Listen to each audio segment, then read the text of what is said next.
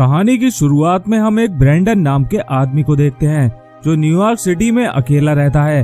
Brandon एक ठरकी और हवस का पुजारी है जिसे रोज रोज नई नई लड़कियां चाहिए होती हैं ताकि उसके अंदर की आग शांत हो सके। एक दिन जब ब्रैंडन अपने ऑफिस के लिए मेट्रो में जा रहा था तो उसे मेट्रो में एक लड़की दिखाई देती है। ब्रैंडन उसे देखकर अट्रैक्ट होने लगता है। वो लड़की भी ब्रैंडन को देखने लगती है। इसके बाद वो लड़की एक स्टेशन पर उतर जाती है।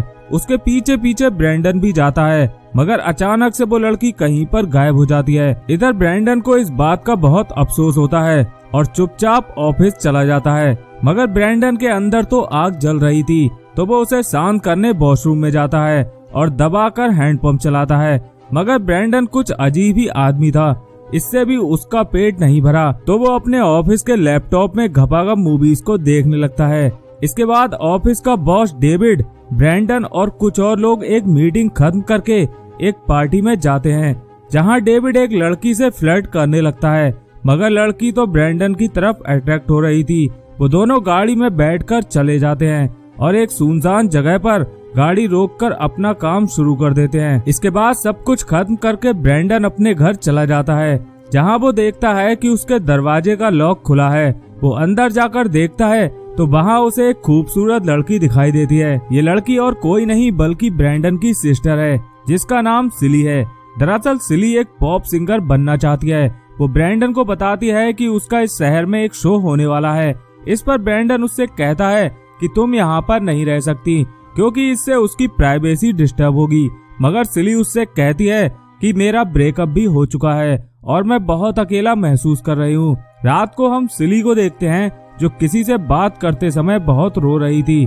उसके रोने की आवाज ब्रैंडन भी सुन रहा था। अगली सुबह सिली ब्रैंडन को उसके शो में आने को कहती है। इस पर ब्रैंडन कहता है कि मुझे टाइम मिला तो मैं जरूर आऊंगा। ये कहकर ब्रैंडन ऑफिस चला जाता है। ऑफिस में ब्रैंडन को पता चलता है कि सिस्टम में कुछ खराबी आ गई है जिसे ठीक होने में कुछ समय लगेगा। तभी डेविड ब्रैंडन से कहता है कि क्यों ना तब तक हम पार्टी करें। इस पर ब्रैंडन उसे बताता है कि मैं अपनी सिस्टर के शो पर जा रहा हूँ, अगर तुम आना चाहो तो आ सकते हो। डेविड ब्रैंडन की बात मान जाता है और दोनों सिली का शो देखने पहुँचते हैं। वहाँ डेविड और ब्रैंडन को सिली की सिंगिंग बहुत पसंद आती है और डेविड सिली की बहुत तारीफ करता है। इसके बाद दोनों आपस में बातें करने लगते हैं। इन दोनों के इतना करीब देखकर ब्रैंडन को बहुत अजीब लग रहा था। इसके बाद ये तीनों एक गाड़ी में घर आने लगते हैं मगर रास्ते में ही सिली और डेविड शुरू हो जाते हैं। सिली ये भी नहीं देखती कि उसका भाई पास में बैठा है। जब ये लोग घर पहुंचते हैं तो डेविड सिली को गोद में उठाकर घर के अंदर ले जाता है और ब्रैंडन के ही बिस्तर पर सिली के साथ शुरू हो जाता है। ये सब ब्रैंडन को बहुत अजीब लग रहा था। उसे अंदर से आ रही आवाजें अब बर्दाश्त नहीं हो रही थी तो वो वहाँ से अपने कपड़े बदलकर वॉक पर निकल जाता है। इसके बाद वो वापस आकर बेडशीट चेंज करके सोने लगता है मगर तभी सिली वहाँ आकर ब्रैंडन के पास ही सोने लगती है। ये देखकर ब्रैंडन उसे चिल्लाकर वहाँ से भगा देता है। अगले दिन डेविड ब्रैंडन को बताता है कि तुम्हारे कंप्यूटर से बहुत सारी घपाघप मूवीज मिली हैं जिनकी वजह से सिस्टम में वायरस आ गया था। कुछ देर बाद ब्रैंडन के पास ऑफिस की एक लड़की आती है और वो ब्रैंडन से बातें करने लगती है।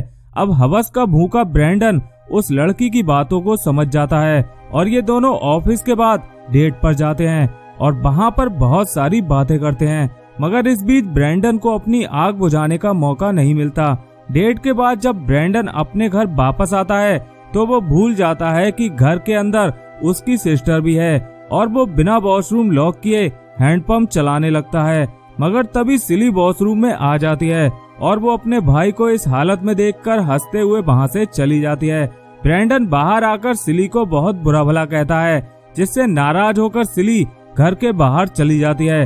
तभी ब्रैंडन अपनी घपाघप किताबें, सीडी और डीवीडी सभी को बाहर डस्टबिन में फेंक देता है।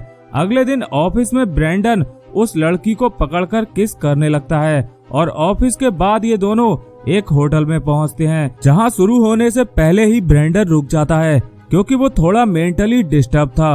लड़की के जाने के बाद ब्रैंडन एक कॉल गर्ल को होटल में बुलाता है और उसके साथ करता है। इसके बाद वो जब घर वापस आकर टीवी देख रहा था तब सिली वहां आकर ब्रैंडन को डेविड के बारे में अपनी फीलिंग बताती है। इस पर ब्रैंडन सिली से कहता है कि तुम्हें डेविड के बारे में नहीं सोचना चाहिए क्योंकि वो एक मैरिड इंसान है इस बात का सिली को कोई भी आइडिया नहीं था।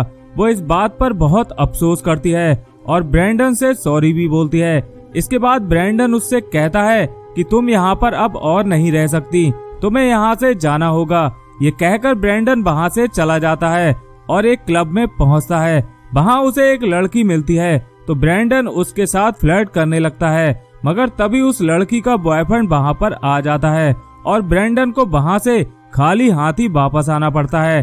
तभी रास्ते में उस लड़की का बॉयफ्रेंड अपने कुछ दोस्तों के साथ मिलकर ब्रैंडन की धुलाई कर देता है। अब धुलाई होने के बाद ब्रैंडन जब घर वापस जा रहा था तो वो अपना फोन चेक करता है, जिस पर सिली की कई मिस कॉल और वॉइस कॉल थे, मगर ब्रैंडन उसे इग्नोर कर देता है। इसके बाद वो एक और कॉल गर्ल के पास जाता है और वहाँ वो एक के साथ नहीं बल्कि दो के साथ रात भर मजे करता है। सुबह जब ब्रैंडन मेट्रो से घर वापस जा रहा था तो उसकी मेट्रो रास्ते में ही रुक जाती है और बाहर निकलकर उसे पता चलता है कि किसी ने सुसाइड कर लिया है।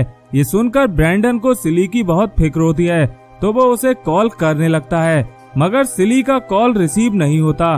ब्रैंडन भागकर अपने घर पहुंचता है जहां पर सिली खून से लथपथ पड़ी थी क्योंकि उसने अपने हाथ की कलाई काटकर सुसाइड करने की कोशिश की थी।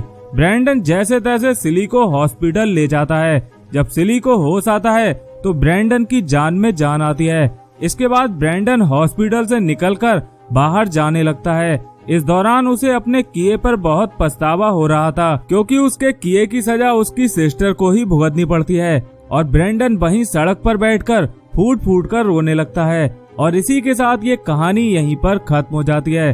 तो दोस्तों, अगर आपको ये कहानी पसंद आई हो तो इस वीडियो को लाइक जरूर कर देना और हाँ, जाते जाते चैनल को सब्सक्राइब करना मत भूलना। मिलते हैं नेक्स्ट वीडियो में, तब तक के लिए धन्यवाद।